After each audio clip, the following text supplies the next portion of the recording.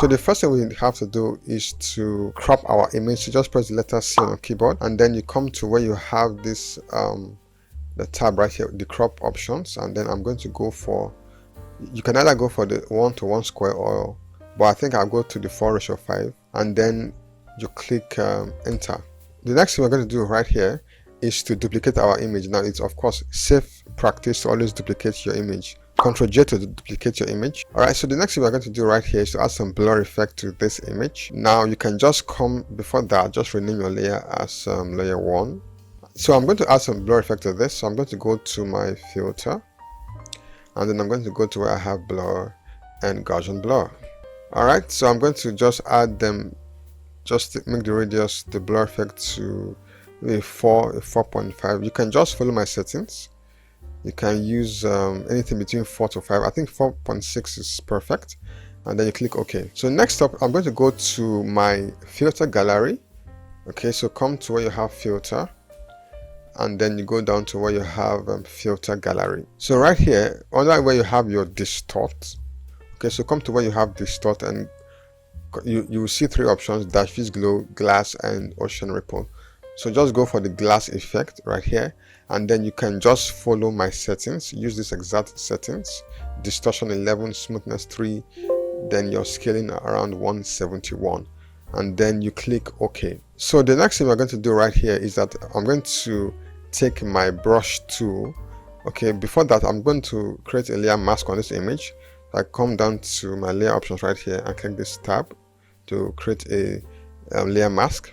Now ensure that your foreground color is set to black, and then take your brush tool by pressing the letter B on the keyboard.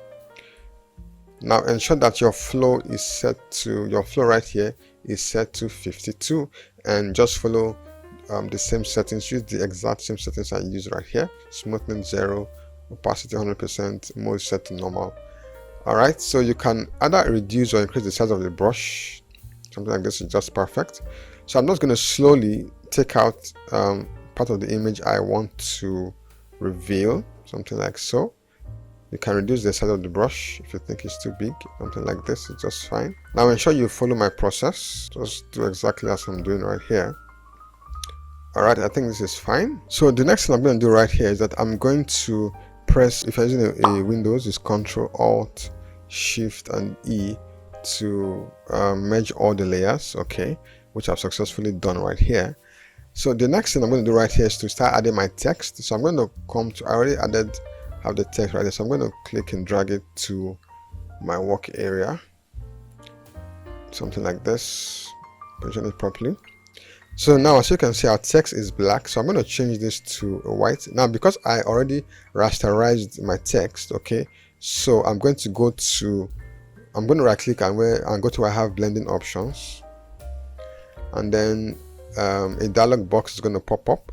So I'm going to select where I have the where I have the color overlay. I'm going to click it. Now ensure that your color is set to white, or just, you can use this exact color code F in 6 places.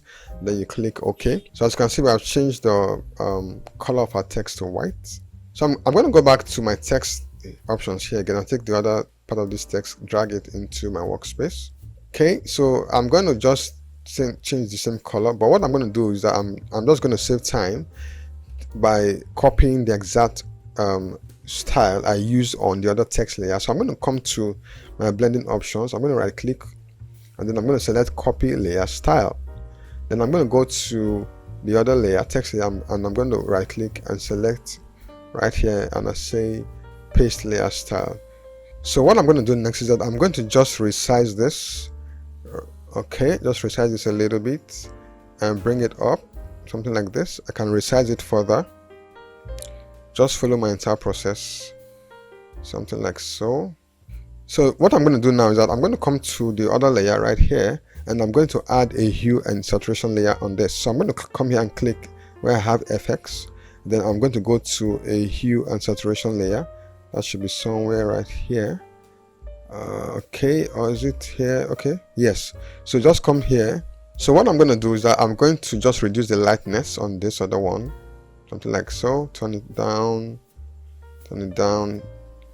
maybe reduce this hue as well, or the saturation. okay, but it's more on the lightness. Turn it down a bit, something like this. It's just perfect. So next up, I'm going to come to this other layer right here now, which is my main layer, and I'm going to right click and select blending options, and then I go to where I have stroke. Okay, and now as you can see, I've added a white stroke around this border. Okay, but you can also change the color of this. So if I want to go for, let's say, a yellow stroke, just change the color to yellow, or if you want to go for a red or something, you can use whatever color. But I think the white option is pretty cool, like this. Then you can also increase the stroke. Okay, make it 6, whatever, and then when you're done, you go ahead and click OK. So that's pretty much it. We have successfully created the glass effect poster design in Adobe Photoshop.